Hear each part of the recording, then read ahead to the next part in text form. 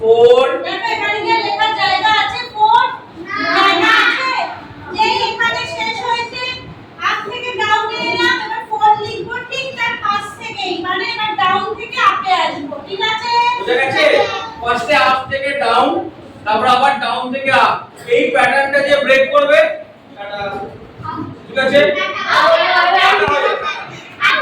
ready 5 9 ওরা ma'am করছে দেখো 7 2 3 4 1 8